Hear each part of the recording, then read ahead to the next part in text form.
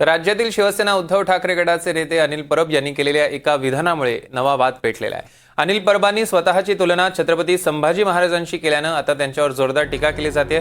भाजपनेही त्यांच्या या विधानानंतर आक्रमक भूमिका घेतली आहे। विचार वारसा जर कोणी चालवला असेल तर छावा बघा, मला बघा।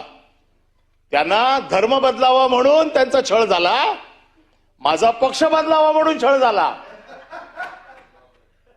ईडीची नोटीस, ईडीची कारवाई, सीबीआय, इन्कम टॅक्स, एनआय टाकलं नाही ना। मी पण तेवढंच कडक आहे ना। ते राऊत साहेब गेले, ते थोडे कच्चे निघाले, मी तुम्हाला पुरून उरलो। वाक्य ठेवायचं रेकॉर्डवर, पण वाक्य ठेवायचं हे रेकॉर्डवर नाही, रेकॉर्डवर का ठेवायचंय? आहे वाक्य, काय चुकीचं बोललो मी? काही माझ्यावरती अनन्य अत्याचार झालेले आहेत, मी सगळं भोगलेलं आहे, पण मी देखील त्यांचा वारसा जपणार आहे। त्यांच्या वारशावरती बोलण्याचा हक्क आहे मला, आणि मी देखील माझा पक्ष बदलला नाही याचा मला अभिमान आहे। त्या छत्रपतींचं नाव तुमचं इकडे असायला पाहिजे होतं, तुम्ही छत्रपतींना विसरले।